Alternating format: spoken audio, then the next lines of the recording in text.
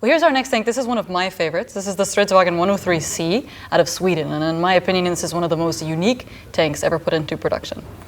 And you've got your instruction manual there as well. So you're obviously brushing up for your next time that you go to Sweden and take it. I mean, you've gone for a spin on one of these. That's right. And I mean, if you've been to IKEA enough times, you don't forget the instructions. Does it come with a little wrench as well? Put it all together. That's right. The Swedes are probably sick to death of these jokes. I'm sure they're tired of it, but that doesn't mean I'm going to stop. Did you enjoy your ride? Absolutely. This was super unique.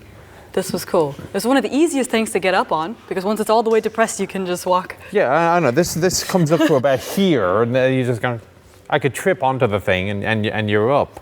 I mean, I agree with you. It's a wonderful example of out-of-the-box thinking. So the gun is entirely fixed. It's not going to move up or down, nor left, nor right. So you have to. Backwards. Or forwards, backwards either, right? So if it's entirely fixed, that means to change the gun's position, you actually have to move the tank. And it has a hydropneumatic suspension, which can actually depress or raise the entire tank as needed with the designed doctrine in defense on the Swedish terrain against the prospective communist hordes in invasion during the Cold War. Or the English. Or the English invasion. Nobody likes talking about that, but it's a possibility. That's right. And for steering, the other thing is that you look at the length of the track length and contact with the ground, it's actually very, very short. So the length of contact with the ground is one of the most inhibiting features when it comes to steering. But for this vehicle, you have to steer very, very precisely. You have to steer it to aim. And you can imagine what happens if there's a tree stump or something in the way. If you watch video of this thing, it just kind of moves, it uses the tree stump as a fulcrum and just moves the entire tank around it. Very clever, very unique system. Well, obviously it's a unique system. There were a couple of other attempts. The Germans came up with a fixed system. The British had contentious, which is kind of similar. Twin machine guns there, double the DACA, plus the MG at the top. And something sort of unique about the machine gun in the commander's position. So the commander's station actually can move independently than the rest of the tank, so giving him a wider range of view. He can find targets, and he already knows he can take over the controls from the gunner or the driver and move it. And so the gunner shoots once, the commander can spot the next one, get it in motion for the gunner to see and take the next shot. And the machine gun also moves independently as well. So there's an argument that, like, well, a turretless tank is not going to be good against soft targets, but this was made to consider those as well. With a machine gun in motion independently, can handle things from the side. I mean, again, it's one of those tanks that it can be completely combat capable with one man. Yeah. I mean, it was designed originally with two. But if there's just two people in a tank forever, I mean, we was bad enough. So we drove up here, it was a 2-hour drive, and by the end of it, she was ready to kill me. So you can imagine sitting in a whole tank for the duration of a war.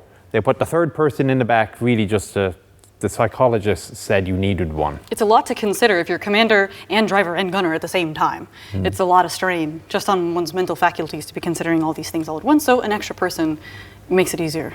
And an interesting question, actually. I don't think I haven't actually thought to ask anybody like Stefan. Was the troubles with maintenance with a 3-man crew. So a lot of people will object to the autoloader because, well, now you've only got 3 people to do all the maintenance and it's too much for 3 people. Now I have my own opinions on this. My personal opinion is you don't have to have the 4th person in the tank when it fights. You just have the 4th man to help. But if the Swedes were using this for decades, surely by now they would have come to a conclusion that was publicly available that you can do all the required maintenance and services with a 3-man crew. So either you find out next time you're talking to Stefan or remind me to ask him, and we'll see if we can get an answer on that one. It's an interesting idea. So what else? So you got the Lyra launchers at the back because they didn't have thermal imagers, so you just lob illumination flares. So that's about 1,300 yards or so it'll go out, and you man sneaking along. We're being sneaky. We're whoosh. Oh dear. Something else that you see on the C, which is the later version, is these tanks on the side. For extra fuel, you got about an extra 400 liters of fuel, as well as extra protection against incoming shape charges. Right. So it's a little bit more side protection for the tank, as well as to keep it going. It is. And a lot of people think that having extra fuel is a problem on the outside because it's a hazard. Well, it's not a hazard. I mean, what happens if it hits the fuel tank? Where's the fuel go? Okay. It just goes onto the ground. Of course, it floats. That's right. It takes about 20-25 minutes to set it up, and then it will be fully amphibious, and it paddles with the tracks. You go for a cruise. You imagine taking this to the local yacht club. I've never wanted anything more. This would be the best possible experience. Or you can use it if you're going fishing. That's right. I'll go and take my S-Tank go fishing and sit in the back deck there. Well, actually, in fairness, you can see how high up the screen goes because of that thing. Yeah, I don't know about that one. I mean, that's like 15 foot up, if not higher. So you'll probably, well, there is a platform. There is actually a standing platform that you stand on, and you have cables that you can use to steer the vehicle when you're up there.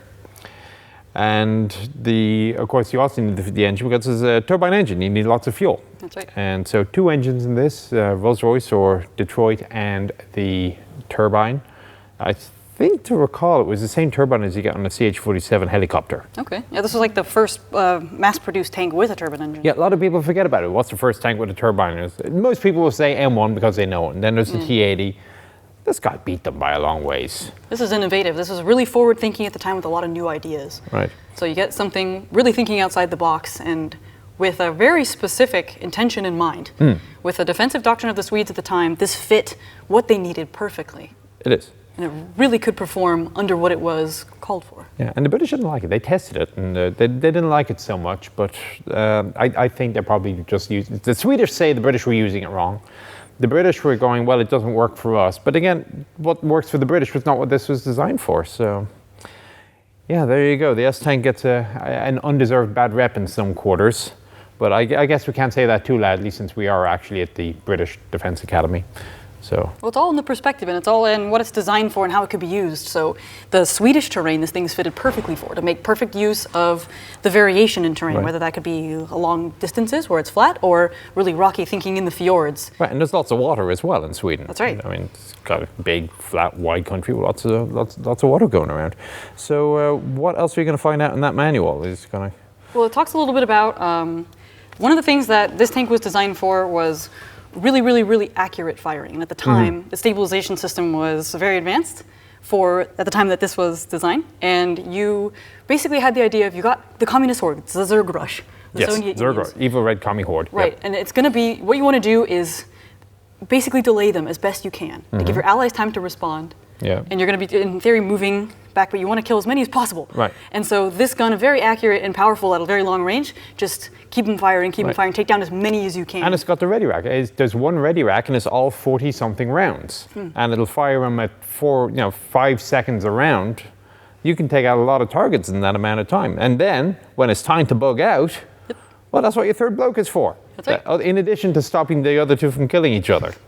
That's right, you can just, if there's another driver and it faces the opposite direction, you can go just as fast backwards as you can forwards and skedaddle. So yes, again, I think it's safe to say this is a favorite of both of ours. I mean, it showed up on, well, I was going to make it one of my top 5 in the Tank Museum, but Linny Beige got there first. But, well, I think, though, if you were to do a top 5, do you think it would be in this? Absolutely. I would think so as well. A lot of people, and it's a cool color scheme as well. The splinter color scheme. If you've ever made a model of one of these things, it's annoying as all hell to paint, but it looks so good. It really does. Another interesting and irritating feature while you're modeling: the slat armor behind you to provide extra protection against shape charge heat rounds. Oh yes, and if you do this with photo etch, it is the most irritating thing because each individual bar is like this far in 1 to 35th scale. It's about yay big, and you're there with the tweezers, and oh my god. But again, the end result is so worth it. This is just an awesome looking tank. I have one on the shelf. If you watch my videos from home, I have one on the shelf. But anyway, so anything else you want to say about the S-Tank, or shall we bugger off onto the next vehicle? We can go on to the next. We are going to go off to the next vehicle.